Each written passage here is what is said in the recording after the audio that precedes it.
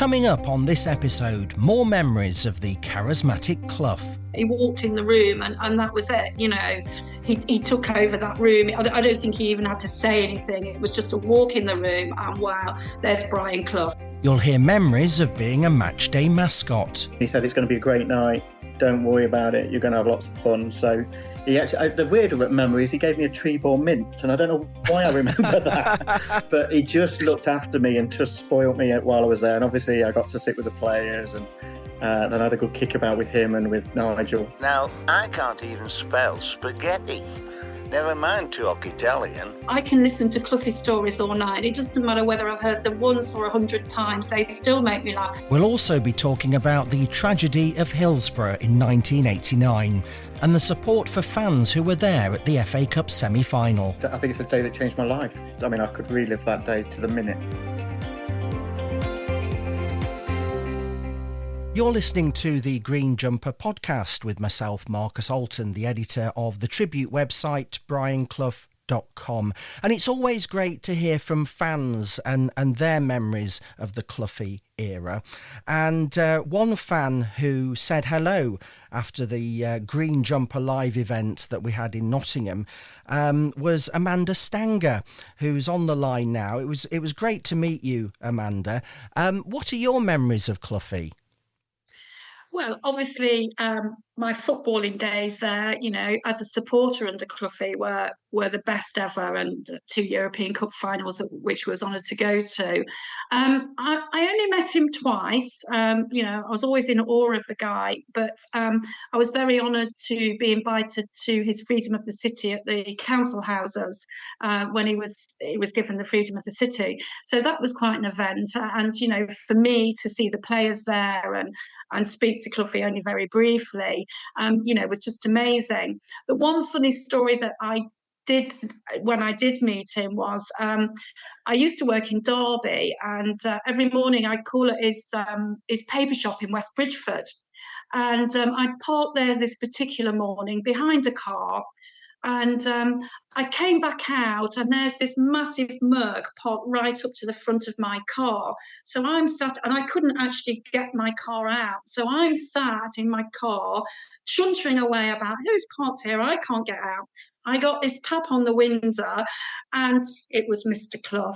And he said, "Oh, I'm ever so sorry." I said, "Oh, it's okay, don't you worry, you leave it there as long as you can." So that was my closest meeting with him. But you know, I mean, he was just a wonderful person, an amazing manager, never to be seen again in any spectrum of football, you know, apart from Nigel, who does a very good job as well. But yeah, they're my only 2 meetings of him. But you know, great memories of the football that I saw under Cloughie. So yeah.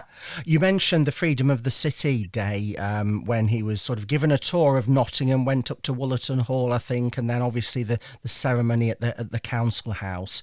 That was quite an emotional day, wasn't it? Because he was looking towards retirement at that point.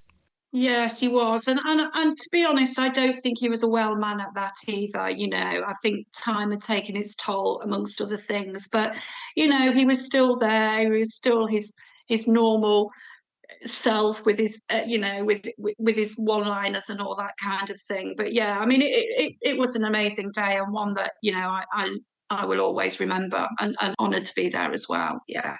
I remember talking to the TV reporter Keith Daniel, who was there for that Freedom of the City event, and he went into the council house. I think it was in the ballroom where Cloughie was sort of giving a speech, and he said he was so inspirational in what he was saying that by the end of it, if he'd have told Keith to jump off the council house balcony, he would have done. It was such a great orator. Were you there for that?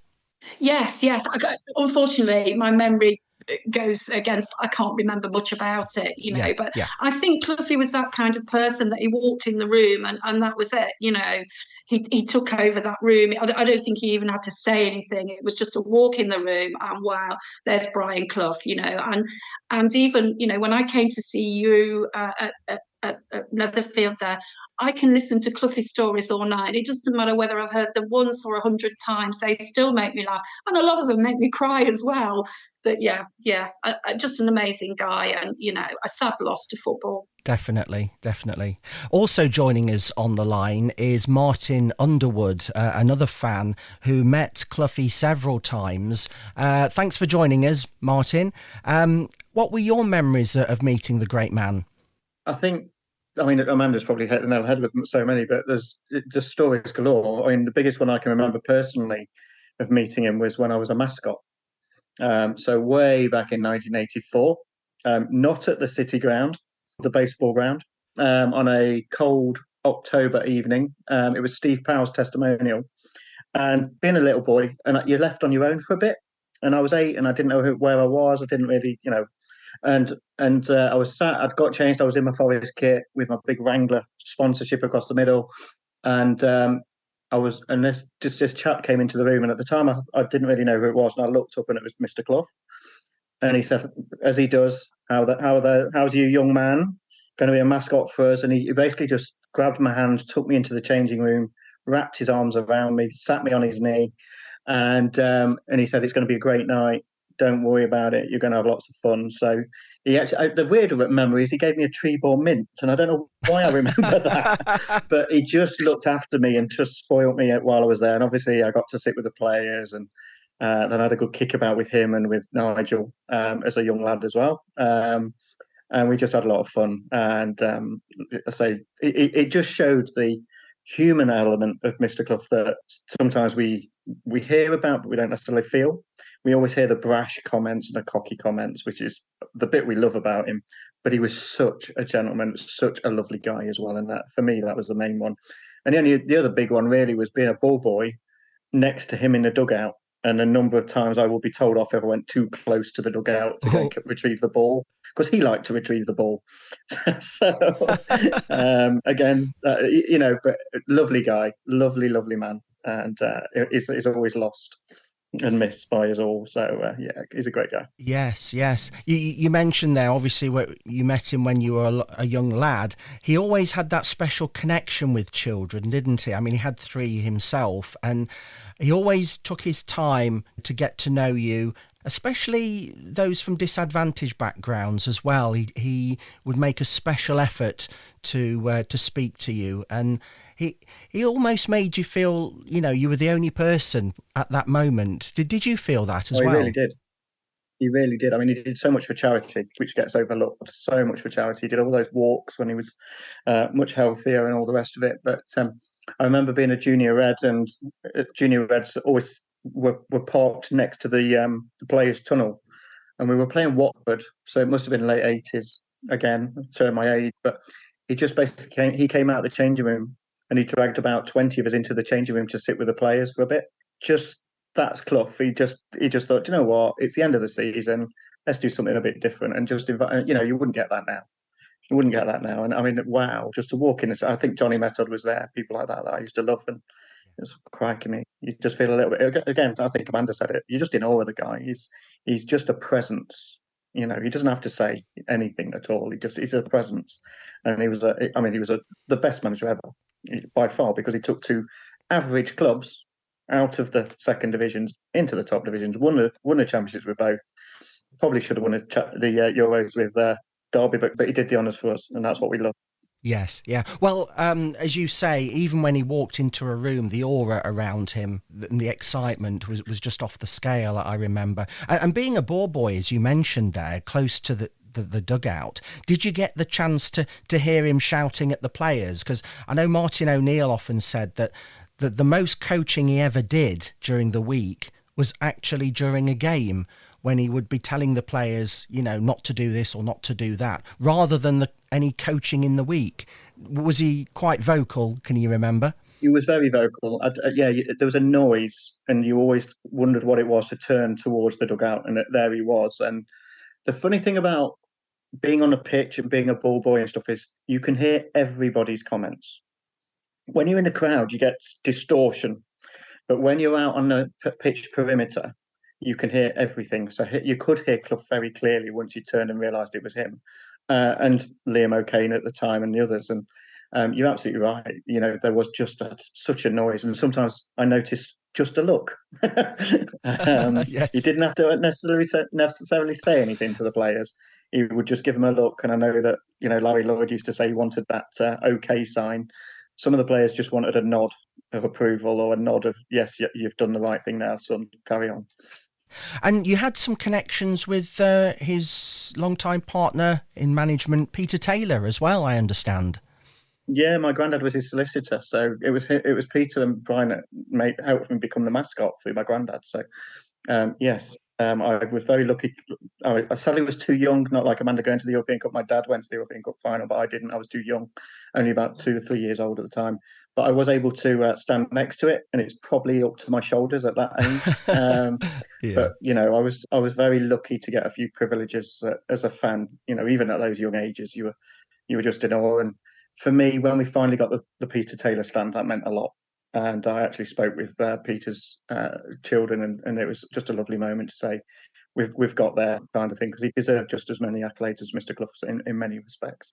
It was a sad end to their relationship in the end, wasn't it? It sort of turned sour when Peter Taylor took retirement and then decided to go to Derby, and I know the story about him signing John Robertson, which upset Cloughie. It's just a shame that they perhaps couldn't have shaken hands before it was too late.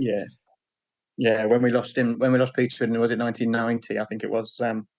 You know, I think Mr. Clough instantly regretted not doing exactly what you just said. I think there was they were just a connection from the very young ages of playing, weren't they? And for two extremely talented and gifted partners, you know, they complemented each other. That was a thing that made the difference. Is they were, you know, Jekyll and Hyde. They were cop and robber. You name it. They were the total opposites of each other.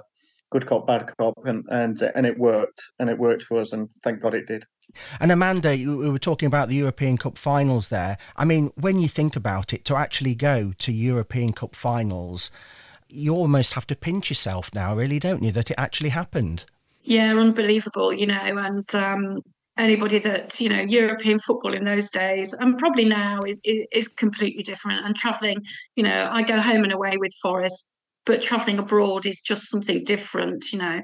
I went to both of them on my own and went both of them on the train. I worked for British Rail at the time, so I actually got there for nothing, but went on the supporters trains and the old style trains with the carriages where you've got the little carriages off. And I just remember being in this carriage with probably 13 or 14 boys, you know. We wouldn't do that these days, you know, and they were sleeping in the luggage racks. And I always remember getting to Munich, especially, and getting off the train. And it was the first time that I'd seen, and it was quite a shock, police, and they'd got their machine guns. And it was like, oh, wow, you know, what are we coming to? But it was a glorious, glorious. I don't know why I remember Munich more than Bernabeu, but yeah, it was an absolutely glorious day. And, you know, yeah, well, I remember swapping scarves with the Malmo fans and, yeah, and coming back, we got stuck on the train and we saw Concorde come over and, you know, it's just memories like that. But unbelievable to actually travel. You know, I try and tell my sons about, I said when we was at Wembley and got promoted, that's probably the nearest to my feelings of when we won the European Cups. Yes, emotionally. I can imagine. You're on such a high, aren't you, at the time? And of course, when they came home, Cloughie was eager to share that celebration with the fans, and there was a big celebrations in the Old Market Square. And he always felt, you know, that the fans were important to him to share that success. Were you there for the celebrations as well? Yeah, I was. I was with my dad, who sadly passed away 6 years ago, but Dad was a big Forest supporter. And he was a bit of a photographer, my dad. And my son now does photography as well. But so Luke has got all my dad's photos of that day. And there's some brilliant ones with Larry Lloyd and holding up the cup. And so just another amazing day that sits there in your memory and pops up every now and again. some really good photos of that day. Yeah. You mentioned Larry Lloyd there. Of course, we lost him early in 2024, and it's moments like that where it brings back to you really the achievement, doesn't it? And the side that Clough and Taylor built. And Lloyd had success at Liverpool, but then he'd literally been sent to Coventry and then was given a new lease of life, which was just incredible and was probably the experienced head that Forest needed at the time.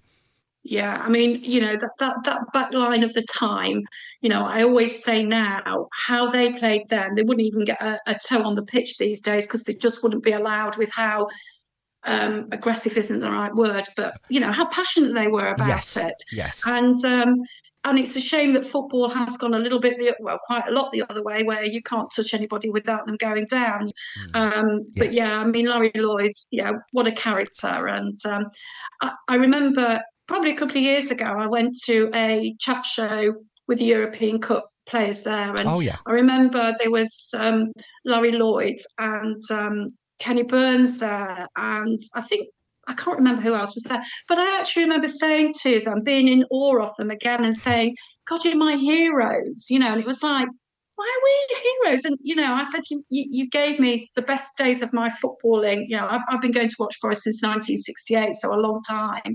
And it was like, wow, and they was like, heroes, and I honestly don't think that they saw themselves, any of them, as that, but that's what they were, they were. Never to be seen again. So, yeah. Fantastic memories. We had in Cloughie's career that the highs of the European Cups and the Wembley Cup finals, but obviously the lows as well. And if there's one significant low we can talk about now is Hillsborough, because Amanda, you set up the Hillsborough Survivors Support Alliance for Forest fans, especially those that were there that day. What prompted you to set up that group in the first place? Well, I set it up 2 years ago, and so for 30 odd years we've all struggled, 28,000 Forest fans there, and most of us have struggled on a daily basis with what we saw, what we witnessed at Hillsborough.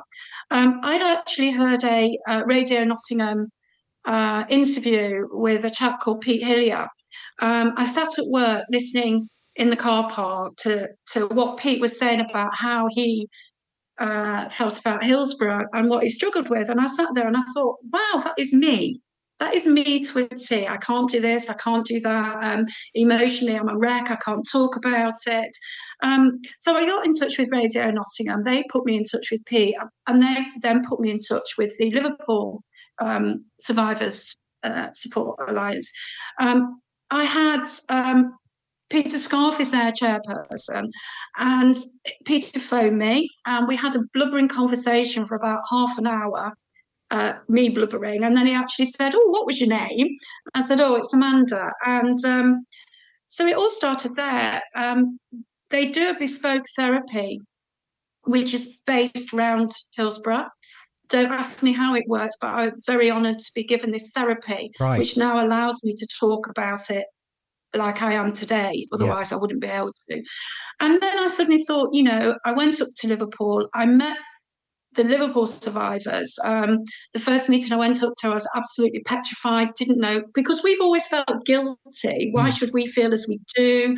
We hadn't lost anybody. But when I got up to Liverpool and I introduced myself, I said, I'm Amanda. I was at Hillsborough, sat in the South Stand, so Lepping Lane's End. And they just all turned around to me. Well, one guy in particular turned around to me and he went, no, Amanda, you're a survivor. And that really made me think, actually, we are survivors. It doesn't matter that we weren't fighting for our lives. As Liverpool said, they didn't see what we saw. They didn't see the crushed faces up against this fence. They didn't see the dead bodies because they were fighting for their lives. And, we never forget the 97 that died, but there is also a huge element of us here that are still here. So I then went on thinking I need to try and do something for the people in Nottingham. So with the help of a lot of the guys, Martin being one of them, I set up this little group, and we're expanding, and I hope that we are doing some good. There's a couple of other guys that are going through the therapy. So yeah, I'm really hoping that we're reaching out to people. We've recently done a big podcast and BBC. Because it's trying to get people in. We picked up about 6 new members from there. They came to a meeting the other week, and yeah. So we just need to reach out. Yes, something that's steadily growing. Martin, how did that day affect you, even all these years later? God, I think it's a day that changed my life. And as Amanda said, you kind of wonder why and how, because Forest weren't directly affected. But I could relive that day to the minute, from the minute I left Nottingham for Long Eaton, where I lived, going to Sheffield to pick up my cousins to get into the ground, all the way through to the leaving the ground and bumping into Bobby Moore. Oh, of all people. Yeah. Just everything that Amanda said is true. It's hard to put a finger on it, that it affected your emotions. You were there. You saw so much more, as Amanda again said, with regards to what the Liverpool fans saw. We saw the bodies. We saw the panic. We saw the way the police dealt with certain situations, and we just felt just a loose part. Yeah. And I think we talked about Cloughie earlier, and some of Cloughie's apologies and comments. Well, that's because we didn't understand and we didn't know the truth for many, many years. It was easy to make assumptions when I was stood in a cop that day, to make assumptions that it was crowd trouble. And it probably took about half an hour to work out that it wasn't crowd trouble, because we did get wind, because we didn't have mobile phones in those days, of course. We had little radios and stuff, so we were hearing that there was problems. And I remember hearing that 3 people had died. And then it went to 10 and then to 19, and you realise the seriousness. But you were just stood there helpless. And I recall a Liverpool fan carrying another fan across the pitch and laying them down pretty much 10, 15 feet away from me, in the goal mouth, giving them resuscitation. And I didn't know whether that was successful or not until I went to the first meeting that Amanda kindly arranged for us last year. And I met the guy who'd carried the other chap across the pitch. And I said, I cannot believe I've met you, because you've been in my dreams and in my nightmares since that day. I have relived you doing that so many times. And we just had a huge cuddle. And I won't be shy of saying a huge cry. Amanda says it a lot, but it was there as well. Yeah. And I can feel myself putting up now, because it was truly, truly emotional. That day was. But things have been ever since. I can't really watch many documentaries on that day. I can't really talk about it a huge amount. I do, but do you know what I mean? It's one of those where it's always there. It'll always be in your head. It'll always be in your mind. And as Amanda again really eloquently said, is we can now start to deal with it, because we're seeing that other people have perhaps gone through the same pain, the same frustrations, mindsets that I have, and the meeting 2 weeks ago was just so emotional. We got some new members there, a couple of the guys in tears, because they again thought they were alone. Yes. And I know it's a Liverpool saying, but you never walk alone here. Yeah. And what Amanda's created has she's been an inspiration to us all. And I think there's 20,000 of us who would say thank you. Yeah. For that. And I think she deserves a massive, massive hug and a massive pat on the back for what she's doing for us. Oh, thank you. Yes, it's making me cry now. It's an important support for those that were affected, and as you mentioned, Cloughie did make some controversial comments in his first autobiography about the behaviour of fans, but he did apologise some years later when the full circumstances became clear, and said he'd been misinformed, and that he regretted the hurt that he must have caused, because like many others, he was taking the police account of what happened on face value. But he thanked Liverpool fans for the kindness that they'd shown to Nigel, his son, of course, who went on to play for Liverpool. And he took the players to the memorial service at St Mary's Church in the Lace Market in Nottingham. so that there was lots of regret over what had happened. Amanda, looking back, they say that journey back from Hillsborough, the team coach with Cloughie on board was just silent. They were just stunned. I guess that must have been the same for you.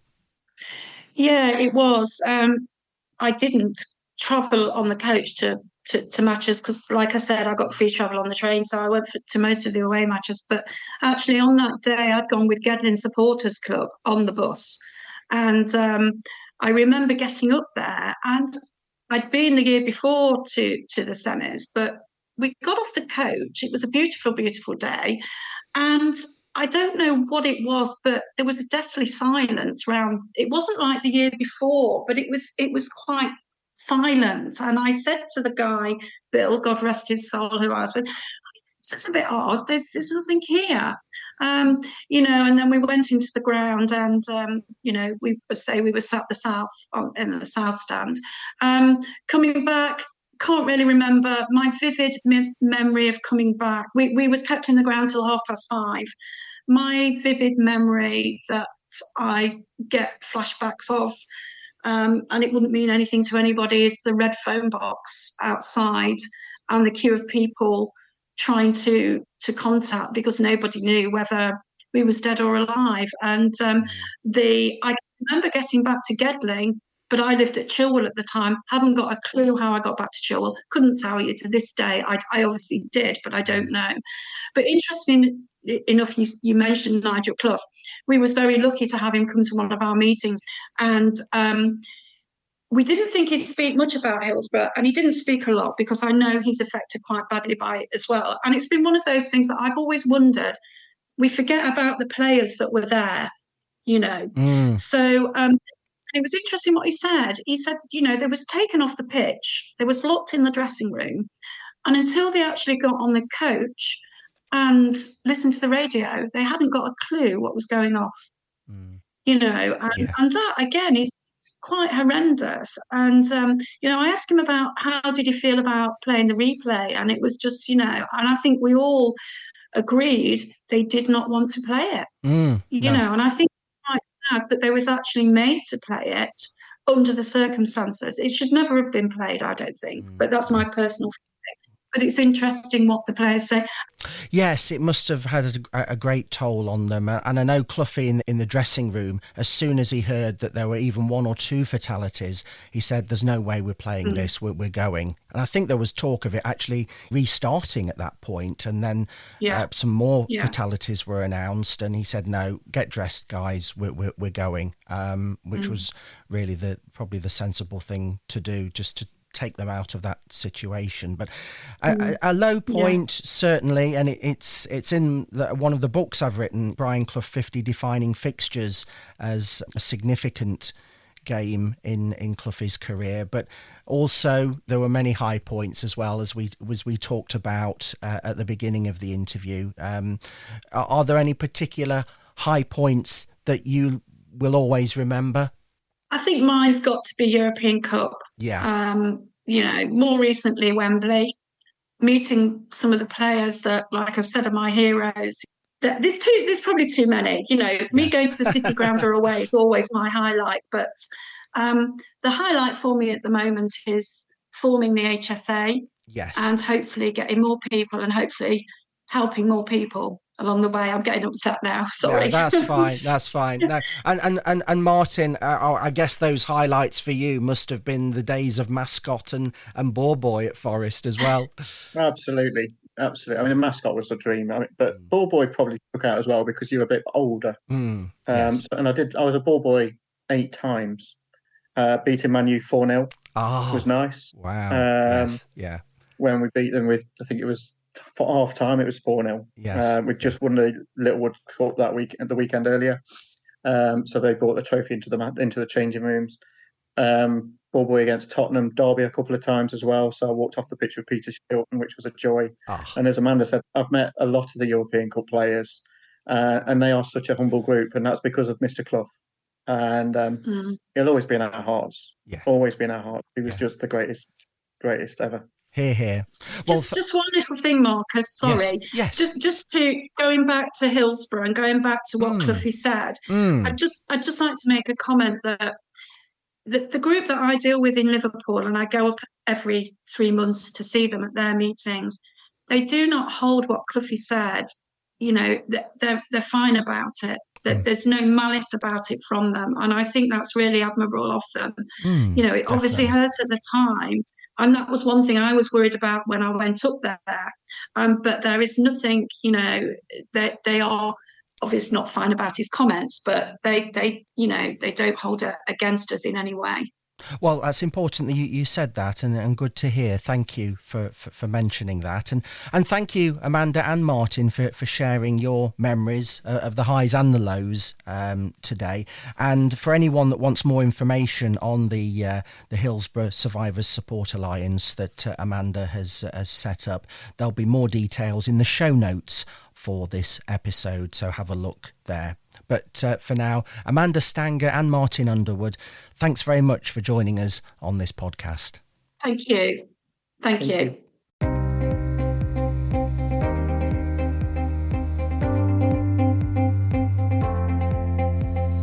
Thanks again to you for listening. There are more memories and Cloughie stories on the tribute website brianclough.com. It's the only place online where you can buy personally signed copies of my book Brian Clough, The Lost Tapes, and Green Jumper listeners can get 15% off with the code GREEN15 at checkout. That's GREEN15. It's a great idea for gifts because I can add a personal message of your choice, and it's supporting good causes too. And you can also look out for the Green Jumper live events. They're supporting great causes as well. Details on the website. I hope you can join me next time for more memories of the great man in the green jumper.